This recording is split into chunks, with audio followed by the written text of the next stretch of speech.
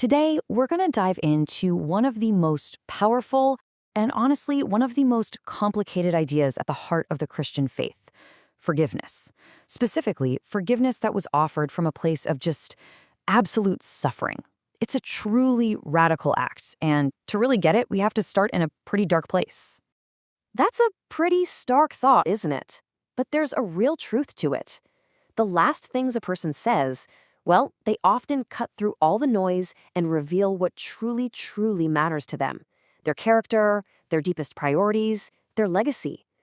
And there are probably no final moments in history that have been more examined than those of Jesus of Nazareth. So let's set the scene. We're on a hilltop called Golgotha, which means the place of a skull. It's not a pretty name because it's not a pretty place. It's a site for public executions. So you have this man condemned by the Roman governor Pontius Pilate after what was basically a sham trial. He's laid down on a rough wooden cross.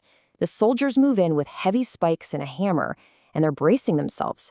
They're expecting a fight, screams, curses. It's what anyone would do. The source materials, they do not shy away from how visceral this was. This wasn't some clean, distant event. No, this was brutal. It was agonizingly real.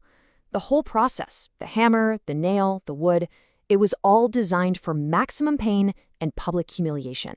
And you have to understand, this wasn't just physical pain. This was the absolute peak of injustice.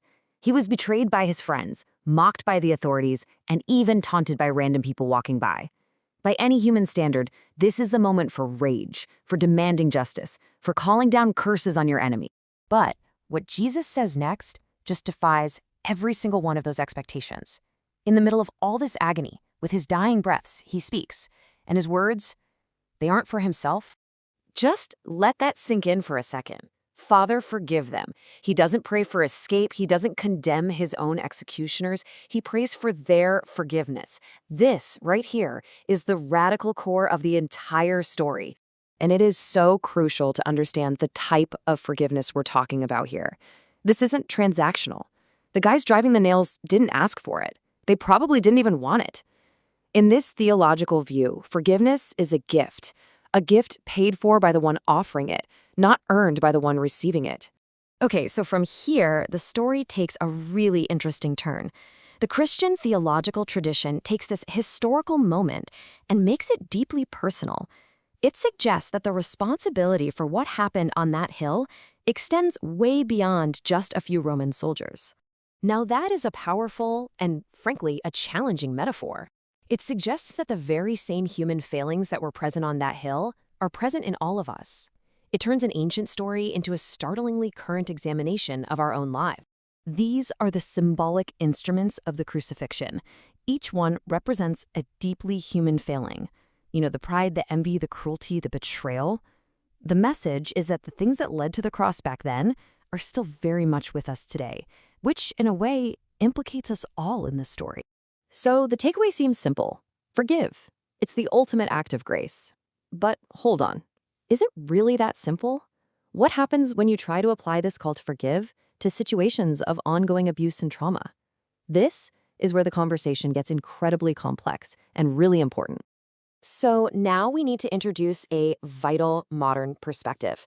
This comes from the world of trauma-informed counseling, and it offers a really critical word of caution. And here is the central tension.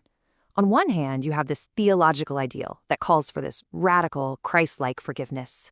But on the other hand, trauma specialists are warning us that for a victim of abuse, being pushed to forgive too soon can be deeply harmful. It can actually enable the abuser and re-traumatize the victim. And here's why. As trauma experts Kaiser and Heath point out, that call to forgive and forget can actually be weaponized. In an abusive relationship, the person with the power can use it to silence the victim and just maintain the abusive cycle without any real change or accountability. So the crucial point from a trauma-sensitive perspective is this, and it's so important. Healing has an order, and forgiveness is not the beginning of that process. It's something that can only even be considered much later on down the road. So what does come first? Well, according to this model, the absolute, non-negotiable first step is safety. The survivor has to be physically, emotionally, and spiritually safe. Step 2 is grieving, actually acknowledging the reality and the evil of what happened. And only then, only after all of that, can forgiveness even become a possibility. And here's the key. It is always a choice, not a command. And this, right here, might be the most important takeaway of all. Forgiving someone does not mean you have to reconcile with them. It does not mean you have to let them back into your life. You can forgive from a safe distance for your own peace without ever re-engaging with a person or a system that is unsafe. So, where does all this leave us? We've got this beautiful, radical act of forgiveness on the cross, and we have this necessary protective caution from trauma therapy.